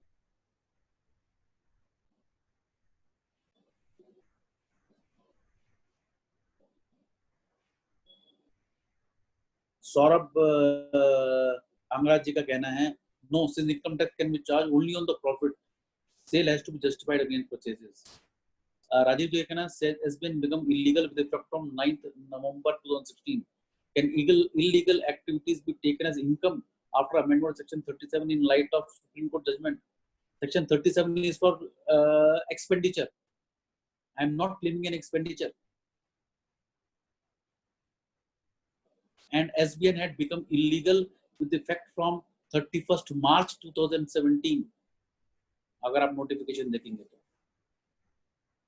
yes, it would be again, it is litigation is there, but the only thing is income tax का कौन सा प्रोविजन वायलेट हुआ. कोई प्रॉब्लम है तो आरबीआई एक्ट में वहां पे आप इंटीमेट करो, वहां जो एक्शन लेना होगा ले लेना. बात ये समझिए कि मैंने किसी को अपने गुड्स बेचे और जब वो गुड्स बेचे उसके अगेंस्ट उसने मेरे को ये पेंसिल दे दी, ये कागज दे दिया, मैंने उसको एक्सचेंज किया बैंक में, उसने मेरे को उसका 1 लाख रुपए का क्रेडिट दे दिया, तो दे दिया, मैं तो उस पर टैक्स दे रहा हूं. इनकम टैक्स में क्या है? So again it would be fought like this, taking the RBI circulars and other things. So case to case everything would vary, right. Books reject कर दी सेक्शन 145 में. कुछ केसेस में क्या हुआ, इन केसेस के अंदर I also went to the department, so one of our senior members met. वो कह रहे प्रमोद जी ये क्या कर रहे हैं, बिल्कुल गलत कर रहे हैं, बिना बुक्स रिजेक्ट किए मेरी एडिशन कर रहे हैं, बिना बुक्स रिजेक्ट किए मेरी एडिशन कर रहे हैं, तो मैं तो केस 2 मिनट में छूट जाएगा। मैंने कहा सर अच्छी बात है ना, आप क्यों चिंता कर रहे हो? तो नहीं नहीं ये बिल्कुल गलत कर रहे हैं। मैंने कहा सर गलत कर रहे हैं आप क्यों बोल रहे हो, डिपार्टमेंट में कर। और उसके बाद लोगों के एडिशंस होने चालू हुए after rejecting of the books. Now if my addition is made after rejecting of the books, then again I have to see what is the reason for rejecting of the books, because books can be rejected under section 145 in these two cases where the ICDS is not followed or A was not satisfied about correctness or completeness of the accounts. It is not correct or complete. So which ground he has taken? He has taken the cash was deposited, hence I rejected the books. So rejection cannot be made on this ground. So I have to, in such cases, take my ground like that. So again, what I'm trying to, in our discussion, what I'm trying to say, कि किस basis पे मेरा addition किया गया, उस basis के base के ऊपर मैंने अपना ग्राउंड बनाना है और अपना केस फाइट करना है। ऑर्डर मेरा 144 में कर दिया, मैंने कोई जवाब भी नहीं दिया, कुछ नहीं दिया, तो यस उसके सारे डॉक्यूमेंट्स तैयार करें, उसके सारे डॉक्यूमेंट्स तैयार करें, और सारे डॉक्यूमेंट्स तैयार करने के बाद देन मेरे को एडिशनल एविडेंस में क्या लेना है, मैं कैसे अपने आप को बचाऊंगा, because it will again go to the assessing officer, या मैंने सारा सबमिशन ऑनलाइन दे दिया था फिर उस पे उसने 144 में कर दिया। So case to case it would vary. In each case I can not take similar grounds और similar case laws. The facts would be different even in the case of what I said, addition made on account of sale or cash deposited or whatever it may be. So case to case vary करेगा, उसके हिसाब से मेरे को करना है। और addition उसने किस में किया? अगर मेरे बुक्स ऑफ अकाउंट्स में एंट्री है, मेरे पास बैलेंस शीट है, उसमें बुक्स ऑफ अकाउंट में एंट्री और 69A में एडिशन कर दिया, take it as a ground. और 68 में ऑलरेडी है मेरे, तो विदाउट रिजेक्टिंग बुक्स मेरा ऑलरेडी इनकम में है, तो इनकम को दोबारा कैसे इनकम कर सकते हैं? डबल कर दिया। I have already shown that is my income ना, credit in the books, yes it is already there, तो क्या उसको रिड्यूस करेंगे? It is my sales, is they have they doubted that it is not a sale? So what is the source, how the addition has been made, so that becomes very important. And of course penalty मेरा 270A में initiate किया या 271 AAC में किया, order में check कीजिएगा। अगर 115 BBE है तो 270A में तो हो ही नहीं सकती, इसमें होनी चाहिए, और इसमें उन्होंने इनिशिएट नहीं की तो पेनल्टी तो आपकी खत्म है। वैसे आपको ग्राउंड यही लेना है कि एडिशन 115 BBE में किया, BBE में किया तो 270A बनता ही नहीं है, और अगर इसका नोटिस इश्यू करेंगे, ये इनिशिएट ही नहीं किया आपने असेसमेंट ऑर्डर में। So I have to be very careful कि what is the provision under which the additions are made or penalties are initiated. So I have to be careful reading the order. So take care। हमको ऐसा लगता है कि पिछले हमने जितने भी जजमेंट डिस्कस किए वो सब आइसोलेशन वाले केसेस थे, अब ये मास है, जैसे कि मेरा शेयर एप्लीकेशन या पेनी स्टॉक्स। पेनी स्टॉक्स के अंदर हम बात करें, सारे डॉक्यूमेंट होने के बावजूद भी एडिशंस हर केस में हो रही है। Now even if at the ITAT level the additions are there, High Court the additions are there. So I have to still be very careful, because if the order comes from the upside, then yes, we'll have to go to the ITAT or High Court. But let us see if some relief is there or not. Each case is different and should be handled differently and carefully. Similarity कहीं नहीं है। Tax अंदर 100 BBE है, yes अभी raise भी किया Q&A के अंदर, यस जब मेरी को जरूरत पड़ेगी तो मैं 115 BBE की भी बात करूंगा कि वो मेरा जेन्युइन है कि नहीं है। दिस मेरा चैट बॉक्स में ये बोला है, कहाँ पे, राजीव सानी जी ने, is the amendment of section 115B by the Income Tax Second Amendment Act dated 15 December 2016 valid for the retrospective application since CIT Central versus Vatika Township by Supreme Court that punitive measures cannot be applied retrospectively. Actually, this is rate of tax. It is not a punitive. But again, it would be under litigation. I'm saying we, in case the grounds are taken, we have to take that the learned AO erred in evoking the section 115 BBE and tax tax at the rate of 60%. So ground लेना है आपको, वहां पे आपने ये ground तो लेना ही है साथ साथ. अभी हुआ नहीं है आउटकम उस रिट पिटीशन का, बट यस ग्राउंड आपने लेके चलना है. वन ऑफ द ग्राउंड्स, एक क्वेश्चन अंकित जी का है, do we need to justify the reason? वैसे तो जरूरत नहीं होती, बट स्टिल पूछा जाएगा तो यू हैव टू रिप्लाई कि क्यों आपने विड्रॉ किया. अगर आपने कैश विड्रॉ किया तो उसका रीजन तो एक बार आप कह सकते हैं, खर्चे के लिए किया, मेरा मन था, I like to see cash, whatever you want to say, you can write that, right. And of course stay of demand सबको पता है, इस वक्त बहुत चल रहा है डिस्कशन. 20%, 5% दिया नहीं है, ये तो कोविड आ गया, वरना मार्च के अंदर क्या हालत होती. कितने और अकाउंट सीज काफी लोगों के हो चुके हैं. So yes, stay of demand, we have to be very careful कि इतना हाई पिच असेसमेंट्स के अंदर क्या वो 20% पे ही सेटिस्फाइड है या उससे नीचे के अंदर भी कहीं कहीं है. After this covid at least they have stopped, but जो ऑलरेडी मेरे सीज्ड अकाउंट्स हैं उस पे I have to take care. ये मैं इसके बाद क्वेश्चंस दूंगा, बट आपको बता दूं जो स्टार्टिंग में विमल जी ने बोला, ये एक पोर्टल है हमारा एक्सपर्ट्स पैनल, एस है expertspanel.in, और इसका एक मोबाइल ऐप भी है एक्सपर्ट्स पैनल के नाम से. यहाँ पे आप साइन अप करके फ्री रजिस्ट्रेशन कर सकते हैं. जब आप रजिस्टर करेंगे तो आपको एक ईमेल आएगा, उस ईमेल में लिंक को आप क्लिक करेंगे तो आपका अकाउंट एक्टिवेट हो जाएगा. उसके बाद आप किसी भी सब्जेक्ट पे आस्क का क्वेश्चन कर सकते हैं, क्वेश्चन पूछ सकते हैं on various subjects, income tax, GST, company law, RBI, FEMA. Today we have added 2 more categories of valuation and investment and finance. और सब्जेक्ट वाइज आपको बहुत सारे आर्टिकल्स, प्रेजेंटेशंस, वीडियोस मिलेंगे, नोटिफिकेशन मिलेगी 2007 से इन सब सब्जेक्ट्स, राइट. कोई भी क्वेश्चन आप यहाँ पे सर्च कर सकते हैं, आंसर यहाँ पे भी रहेंगे. क्वेश्चन आप पूछेंगे आपको ईमेल में भी आएंगे और यहाँ पे भी रहेंगे. अभी करीब 20,700 करीब answers already are there in last less than 2 years, which are answered by more than 100 experts now throughout the country. So anyone can register as an expert or register as an querist, whatever you want, right? And of course, this presentation I'll be uploading on Experts Panel as well as this website lunawat.com, and also the free mobile app is there of the Lunawat. You can download that. इसमें सारे updates हैं 2007 से, और ready to use charts वगैरह सारे हैं कि मेरा सोने चांदी का रेट 1 अप्रैल 1981 से कितना था, cost inflation index, all those ready to use chart, किससे टैक्स फ्री गिफ्ट ले सकता हूं, तो ready to use charts are there, right. सो ये अपना डिस्कशन था.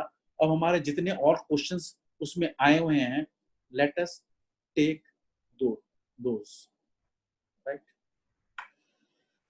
हमने मैक्सिमम क्वेश्चंस तो कवर किए हैं, फिर भी अगर कोई क्वेश्चन वहां से रह गया तो अपन एक एक करके उसमें से ले सकते हैं.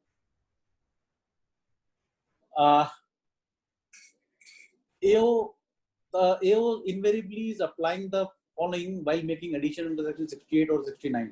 How far it is correct and how to counter the same. In the ordinary course, no prudent person would hold cash in hand, such large amount in his possession. So this is his thought. Human probability. What we say, Sumati Dayal, Durga Prasad More. You know, we have talked about this. Now here, what he has said, human probability, I'll have to give these judgments which we have discussed today. And I say, yes, it was there. It is not a human probability. I like to see cash. I don't believe into the bank. We all know the bank, the limit of my safety is 1 lakh rupees. Who is going to guarantee my money? You know, case to case it depends. आप ये बात ये तब नहीं कर सकते जब आप बैंक के अंदर रेगुलर कैश जमा करा रहे हैं, आपका बैंक का बैलेंस है. या आप उस केस में कह सकते हैं जब बैंक के अंदर आपका बैलेंस नहीं था और आपने इसी पीरियड में जमा कराया. केस टू केस वेरी करेगा कि आपको किस वक्त कौन सी कॉल लेनी है. So seeing that statement, we'll have to take a call. You have to prove the human probability. Human probability could be keeping of cash also, na? So how to prove that would be depending upon, I will have to see the nature of the transaction of the assessee. So that we have to take. Second question, withdrawal of cash from saving bank account 11 months before the date of redeposit. Is the source not genuine? No alternate. Addition तो उसने कर दिया 69A के अंदर, but yes, I have to again then prove it, जो हमने अभी discuss किया कि उसने किसी पर्पस से विड्रॉ किया था, वो यूज नहीं हुआ, उसके बाद सिर्फ दोबारा बैंक में जमा नहीं कराया, या अगेन उसकी बैंक स्टेटमेंट देखते हुए अगेन फैक्ट्स को लेके फिर जजमेंट।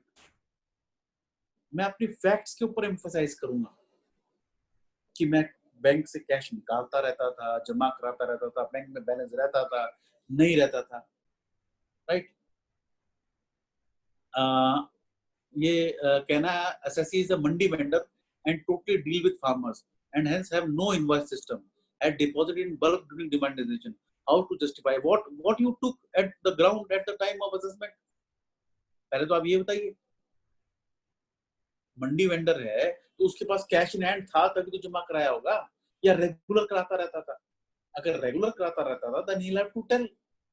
तो उसने उस वक्त ग्राउंड क्या बनाया? अब तो मेरा असेसमेंट हो चुका है, so whatever, if no regular deposit then how you can say he is a mandi vendor? आपने असेसमेंट में क्या क्या अपना रीजनिंग दिया फॉर कैश डिपॉजिट? आपको उसी को, you don't have to change the reason please. अगर आपने रीजन चेंज किया तो आप तो गया, केस गया ना आपका। whatever you have said hence at the time of assessment becomes very important, right? In case of an individual, there is a deposit of cash in the bank account. Can it be explained through cash withdrawals made in earlier years, more than 2 years earlier? Personal books of the individuals have not been prepared according, no balance sheet, etc. is there. Again, what we have discussed regarding the cash in hand, you'll have to explain. अगर कभी जमा नहीं कराया, cash withdraw पहले से करा रखा था, दोबारा कभी जमा कराता ही नहीं था, बैंक में मेरे बैलेंस भी नहीं है, then again कि भाई बैंक मेरे को गारंटी नहीं देता, मुझे नींद नहीं आती, मुझे कैश देख के अच्छा लगता है, बोले it could be so many other reasons, घर में किसी की तबीयत ठीक नहीं तो कभी भी कैश की जरूरत पड़ सकती है, मतलब whatever it may be, case to case सब में एक जैसा रीजन नहीं जाएगा।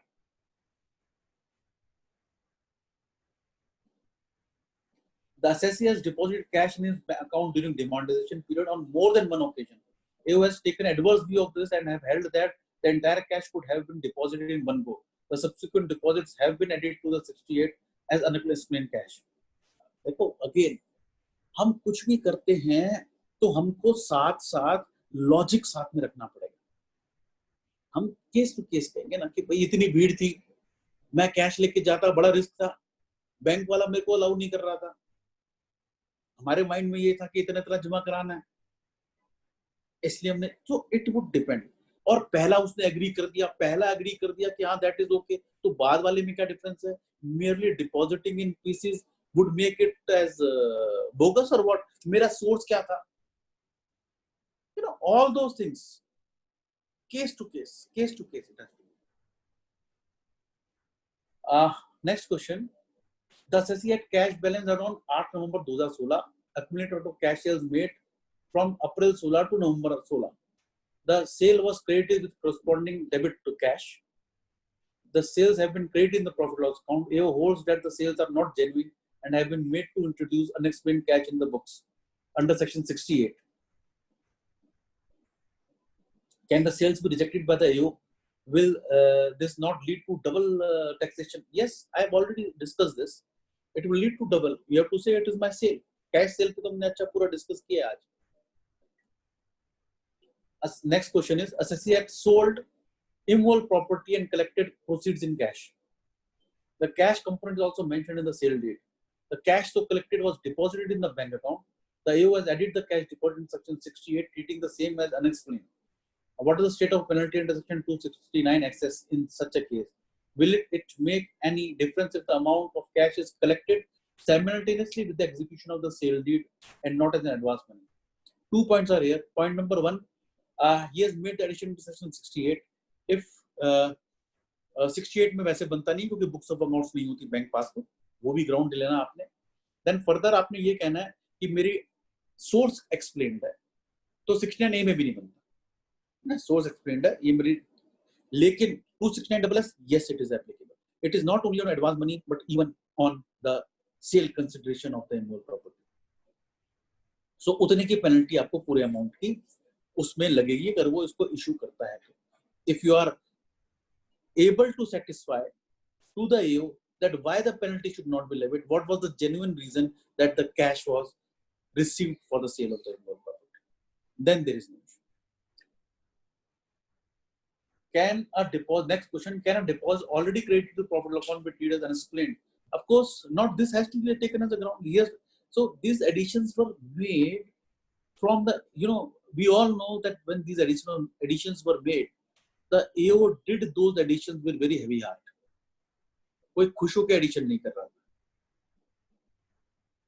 ऊपर से इंस्ट्रक्शंस थी, सो सबने एडिशंस कर दिए और सबको ये भी पता है कि ऊपर जाके छूट जाएंगे अगर अपील को सही तरह से हैंडल करेंगे, जैसे हमने आज डिस्कस किया, उतनी सिंसियरिटी से करेंगे तो yes it can be surely taken out.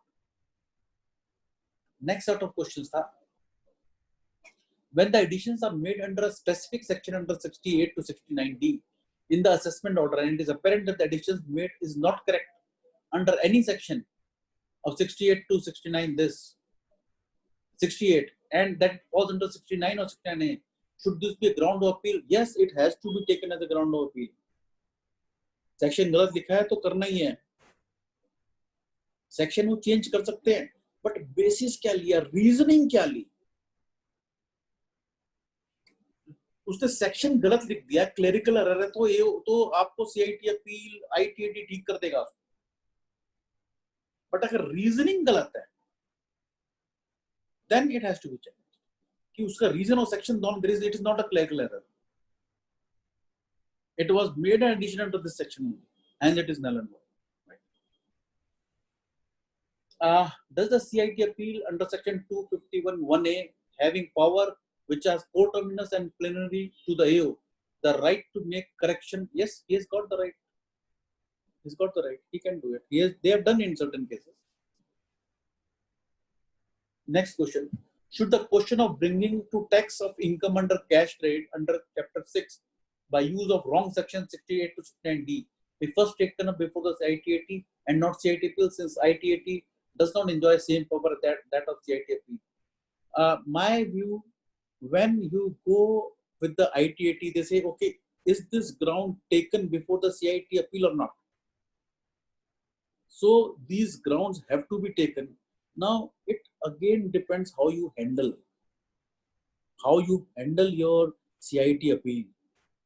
Take a ground, make a submission, where to emphasize, on what to emphasize, seeing ki what does the CIT appeal is tending towards. अगर वो आपके favour में जाना चाह रहा है तो आपने किसके ऊपर स्ट्रेस देना है, अगर वो आपके फेवर में नहीं जा रहा तो इस टेक्निकल पॉइंट को ज्यादा स्ट्रेस ना करो आप, लेकिन आपने ग्राउंड ले लिया, so that you can take before ITAT also further. But not taking a ground, I will never suggest. Take all the possible grounds. So because in ITAT, if you go for additional ground, they will say why an additional ground, why it was not taken before the CIT. So a reason has to be there. Section 212A defines books of account, which is inclusive. Taj Borwell, the books of accounts, yes, profit loss, because no addition is made in these cases on the basis of profit loss and balance sheet. So balance sheet, profit loss, these are not books of accounts. So what is again the basis of addition made? I have to be very careful, right? When the books of accounts are rejected and an estimation of profit is made, can addition still be made in respect of some unexplained credit to the proprietor's capital account, which the AOs picked up from the balance sheet of the assessee? In this case, no books of accounts have been produced before the AO at any time during the course of assessment proceedings. यहाँ पर there are two things. One is net profit, basis पे उसने जो addition किया, that I have to fight. But this is a separate. He can again take from the capital account because that is not forming part of my profit loss. But when he has taken from the capital account, then again I have to see which section he has made the addition And again, he has not given me an opportunity to prove my point, to substantiate my view. So additional evidence, what was the source? If you prove it, you can easily get it through the CIT appeal. Because I'll say I was not afforded any opportunity at all. He made the addition suo motu. So if I give my evidence at the time of appellate stage, I'll get that benefit. I'll get that benefit. Right? हाँ जी, और किसी के कोई भी questions हो तो we can take. एक सुमित मित्तल जी का क्वेश्चन है. There were debtors in books from past 5 years and they said they can give only SBN and otherwise not. The assessee has taken and deposited the same and the AO was added. Now what can be done in such case? So कौन से section में addition किया पढ़ो, क्या addition किया पढ़ो. Receiving of SBN कौन से सेक्शन में एडिशन करेगा? ऑर्डर पढ़ो सुमित जी, ऑर्डर पढ़ो, एडिशन का बेसिस निकालो और उसके ऊपर फाइट करो. इस केस पे एडिशन बन ही नहीं सकता. जब हम कह रहे हैं हमने SBN लिया, हमने एक केस अभी डिस्कस किया कि SBN लिया तो लेना SBN का गुना था. इनकम टैक्स में तो क्या दिक्कत है? इनकम कहां से बन गई? What is the credit? उस क्रेडिट के अंदर मेरा सोर्स एक्सप्लेन में, सोर्स में कोई इशू है, डेटर्स कंफर्मेशन दे रहे, मैंने पेमेंट किया, तो इशू क्या है? So fight legally out there. Right? हाँ जी विमल जी.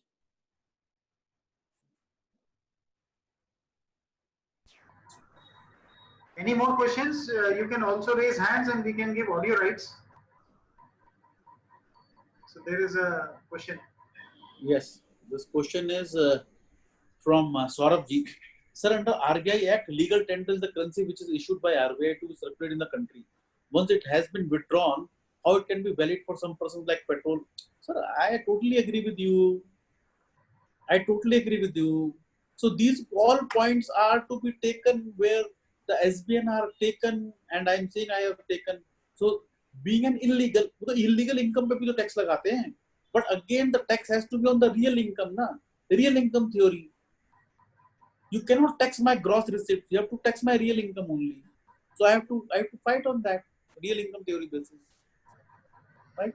So इसमें थोड़ा apprehension ये है कि supposing we escape our liability to pay tax basically by taking the plea that under the Income Tax Act there is nothing which can put to tax my accepting SBNs.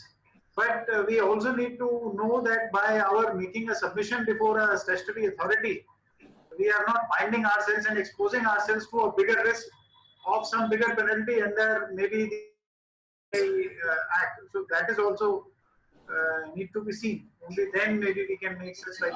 I really don't know what is the penalty under RBI. So whatever is there, the assessee will have to face.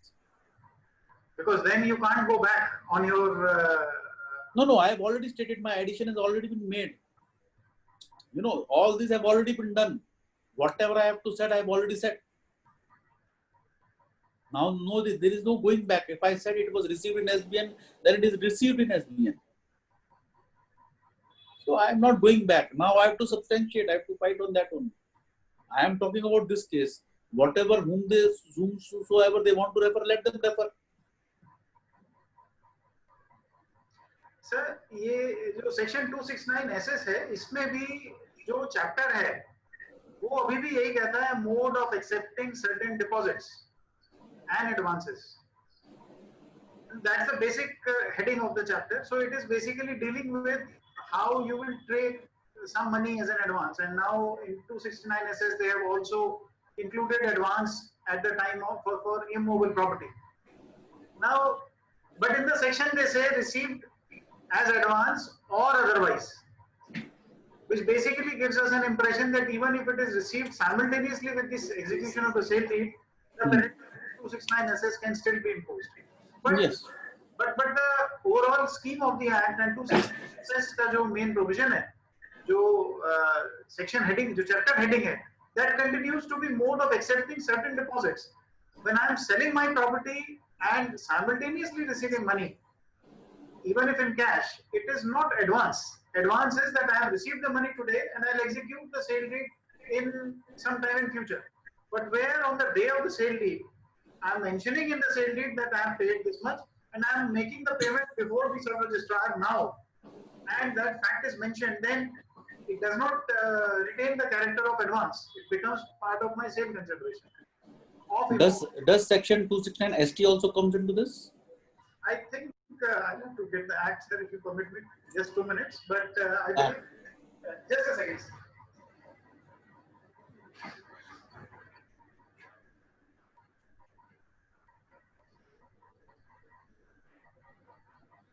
ST, what Rajiv is saying, in 269 ST, they've excluded the nature of transaction in section 269 FF.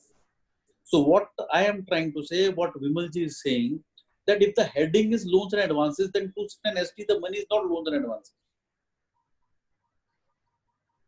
So whatever is there in 269 ST or ST, it would include whatever is said in the section and not merely the title of the chapter. Sir, if you read the chapter heading, chapter 20B, it says requirement as to mode of acceptance, payment or repayment in certain cases to counteract evasion of tax. Acceptance, payment or repayment. Acceptance आ गया ना फिर इसको. अच्छा, फिर ये क्या है? Mode of 269 SS says mode of taking or accepting certain loans, deposits and specified sum. Specified sum में आ गया ये. Sum में आ गया. Because in specified sum they have basically yes, any money, any sum of money receivable, whether as advance or otherwise, in relation to transfer of an immovable property, whether or not the transfer takes place. Yes, sir. Yes. This or otherwise will basically cover even if you are accepting the deposit, the part of the sale consideration in cash, simultaneously with the execution of the sale deed. Yes, sir. Yes, sir. Yes, sir. But if one can basically prove that there were genuine reasons or bona fide reasons for accepting it, then penalty is not automatic. Yes, yes. So between the two, 269 SS penalty and tax under 115 BBE, I believe 269 SS would be fatal because this will be 100% of the amount that you have got, and there it will be about 80-85%. No. Why? Because when it is an assessment under section under 143.3, whatever it may be, there would be my tax plus interest, and the interest is going. Penalty, when it would be levied from there, it would be 100%. It would be, yeah. But can there be a scenario where both can be applied? I don't think that they can apply both. For example, if I am saying that this was the advance that I got from sale of property. So when the source is accepted, then 115 BBE won't be there. So even in case of a builder, for example, if the builder claims that he has got part of the consideration in cash, and even in the sale deed, if he mentions, then section 68 cannot be applied. But of course, he will be subject to penalty under 269 SS, unless and until he comes up with a reasonable explanation to accept it in cash. Agreed, sir. I think we have two more chats. One chat from Mr. Rajiv Sahni. No, he was just substantiating further what we were discussing on 269 SSNT. Okay. Substance overload. Okay. Any further questions or queries from the delegates? You can also raise hands in the virtually, and then we can even give the audio rights.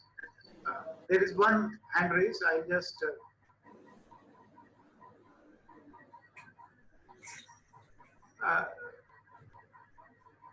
CA Ruchi Khajuria. Ruchi, please, you have the audio rights. Okay, I'll unmute. Yes. You Am I audible? Am I audible? Yes, you are. Yes, you are. Sir, good evening. So there is one query. There's a partnership firm, and it has a balance in unsecured loan, which is the capital of a retiring partner, and the balance is around 10 years old. जब वो partner retire हुए होंगे तो वो balance उनका खड़ा हुआ है. Now the firm does not wish to pay off this unsecured loan, and they want to write it off. So, sir, under which section can we write it off so that tax is not attracted in this? or what is the way out, sir? You know, first of all, when we talk about it is a partnership firm, it was a capital of a partner. Yes, So sir. you could have taken it to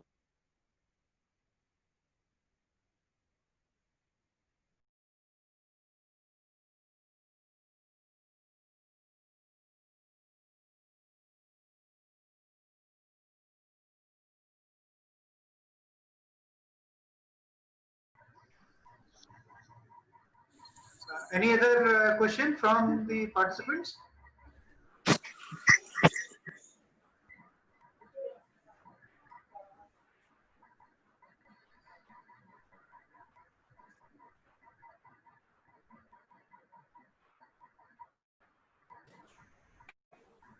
Still have some time, so we can make use of it. If there is any question, then please raise hand. And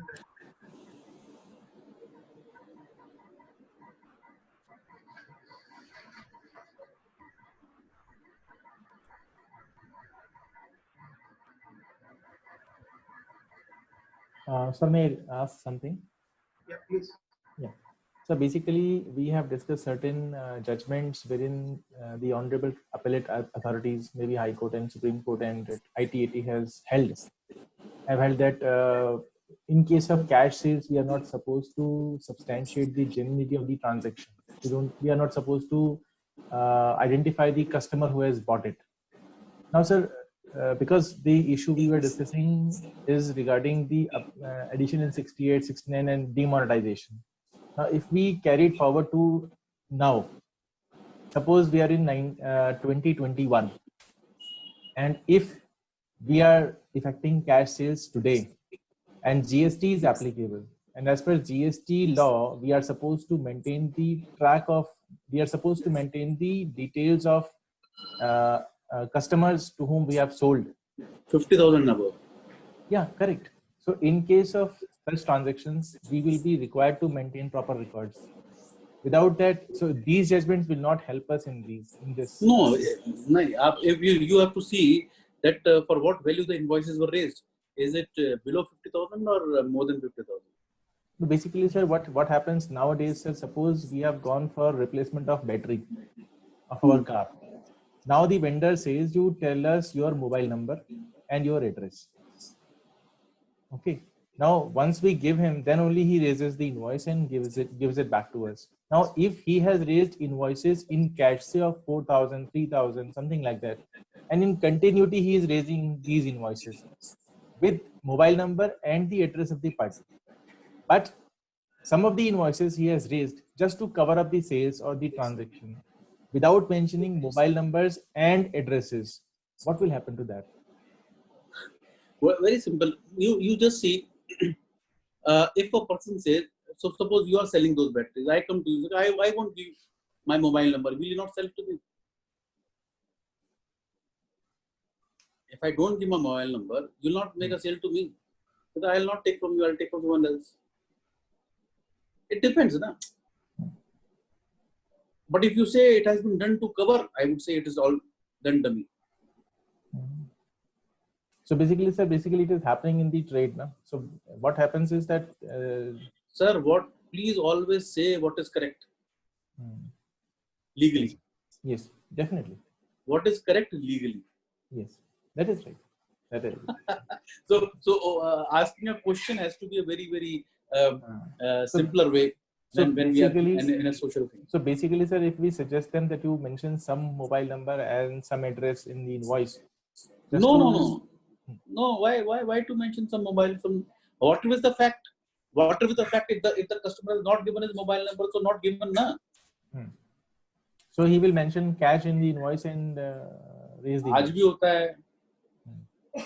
Today also, if you go to a Reliance store or a big bazaar, they don't ask every time. If you don't give, they still give you the goods or not. Yes. Now so, there is one more point, sir, that I would like to ask you, sir. Suppose, sir, we have raised an invoice of, say, more than 50,000 in cash, and we have not mentioned mobile number or address of the customer, but we have paid GST on that, and that invoice has been declared in our GST returns. Will it be assisting us in income tax, even when we don't have the details of the customer? Yes. Because GST law. The violation may be in the GST law, but not under the income tax. Yeah, basically, so then it will help us because we have paid GST also. Right. Even if we have not maintained the records and GST law, the GST authorities have accepted tax. So receipt should be considered as genuine in income tax also. Yes. Thank you, sir. Thank you.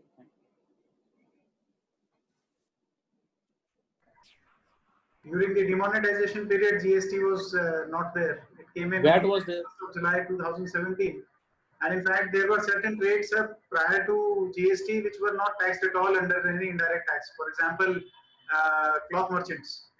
So, kapde walo ke upar, unless it is a branded or a ready-made garment, for dress material, whatever may be the value, these were being sold, they were not taxed at any stage. So, for them to prove their sale is slightly challenging. Both cases, sir, the AOs have even refused to take into account the opening balance of 1st of April 2016 also. So they are beyond Supreme Court. Whatever they do, they favor the professionals so that they can charge their appellate fees. What can we do? We tried our best at the assessment level. What can we do? Sir, one more question, sir.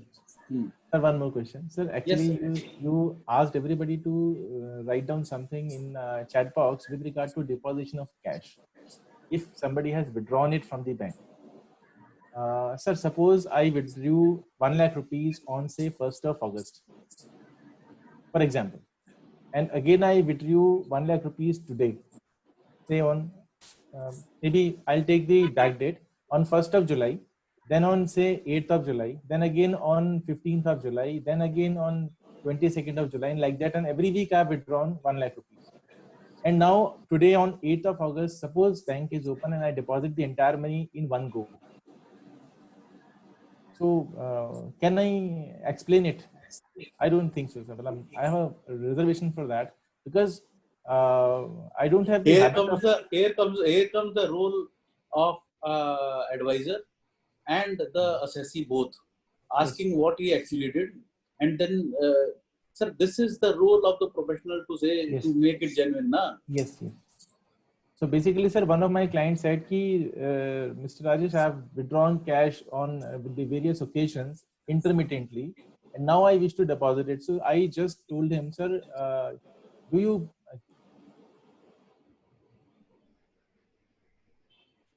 आपकी आवाज गई Rajesh. I think there is some. आप क्या पराठे जो हैं 5 दिन के एक साथ खाते हैं? Sorry. Hello. Yeah, I'm audible, sir. Yeah. Yes. So basically, what I suggested him, मैंने कहा सर कि आप जब पराठे बनाते हैं अपने लिए तो एक दिन के बनाते हैं, उसको शाम तक फिनिश कर लेते हैं, 7 दिन का नहीं बनाते. So basically, sir, if you have withdrawn 50,000 rupees say 1 month back, and then you have withdrawn 50,000 rupees today, so definitely those 50,000 are no more with you, and that is why you have withdrawn another 50,000 rupees. Now you want to deposit entire 1 lakh rupees, so I don't think you will be successful in any proceeding, and it will be added back in your income with tax under 115 BBE. So he sometimes argued, but after that I said, sir, if you deposit it, I will not even take the moral responsibility of tax that you are going to pay. So then he agreed, then he didn't opt for it. So I think, is it correct, sir? What do you say, sir? I wish to have an opinion from your side, sir. It would depend upon case to case. I'll not comment upon this. Please understand, it depends upon facts of the case and what does the assessee want. If he is able to stand by what his reasoning is, there could be several reasons. We have to see the practical aspect of everything.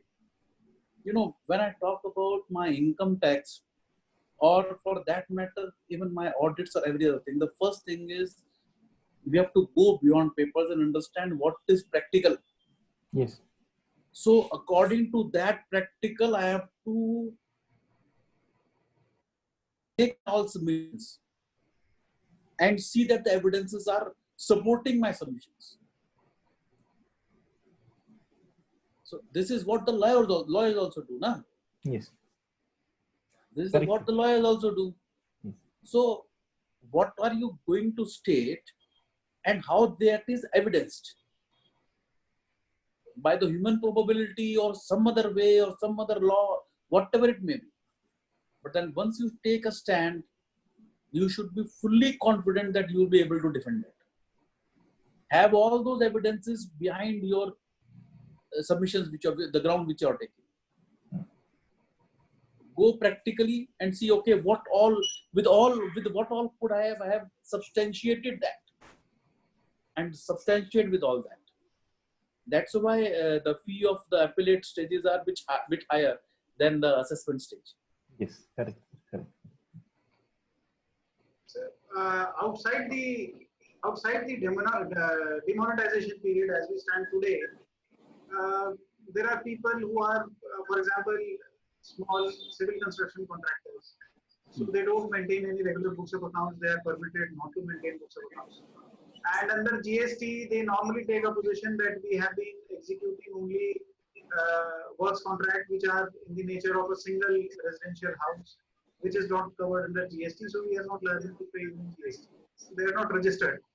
And generally what happens is that cash gets deposited periodically in their account. So, and when they file their return under the presumptive system of taxation, can in such situations also the AO ask them to substantiate the source of the cash deposit when they say that it is coming in from my contractual receipts? So can he further examine कि भाई किसका contract था, आप उसका statement कराइए कि उसने आपको ये पैसे दिए, ये इस तरह का कुछ sir? No, in case of this presumptive incomes, you will have to just prove the top line.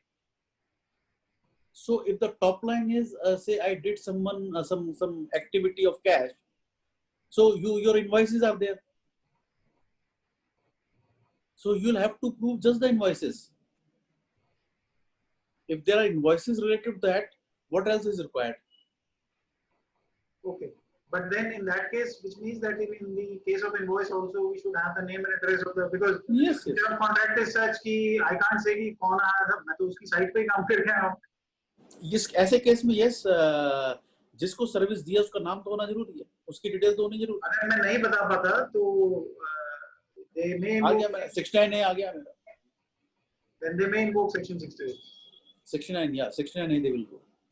68 में जाते हैं तो बहुत बढ़िया है, हम आगे जीत जाएंगे. 69A में जाएंगे तो मुश्किल है.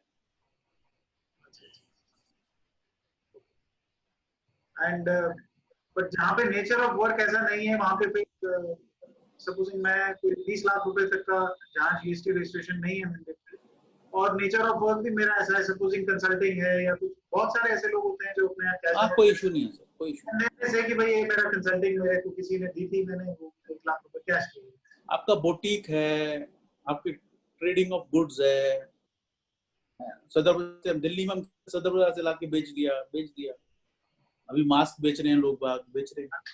Naturally, that would be sanitizer, mask. These are low value, high volume items. But to achieve a turnover of 20 lakhs would also be very difficult क्योंकि छोटी items. जितना एक्चुअल बेचा उतना ही दिखाएंगे. Any other questions from the audience?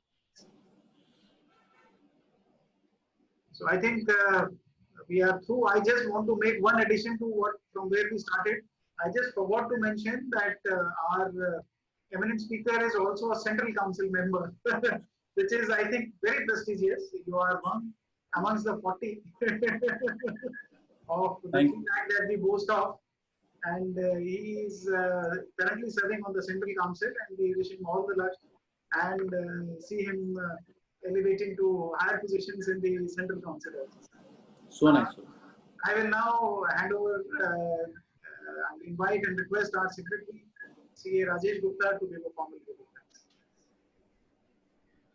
Sir, thank you very much, sir. I Rajesh Gupta, on behalf of the Durban branch of CIRCF ICAI, thank you, sir, for sparing your valuable time and enlightening us on the topic of the day. And it has been very nice listening to you, sir. You quoted various citations. I have taken some snaps also of those citations. Basically, I'll receive this video from your side or from branch side, but I have kept those citations with a photo with me so that I can have it There are PPT I'll upload on those two websites. Anyone can download. And sir, it is very nice on your part that you have given us that link. So we'll definitely join that link and add it in your this thing. So we'll have the updates as well as we'll have the answers of our queries as and when we feel that we need answers from your side, sir. I really thank you, sir. Thank you for sparing your time and giving us this opportunity.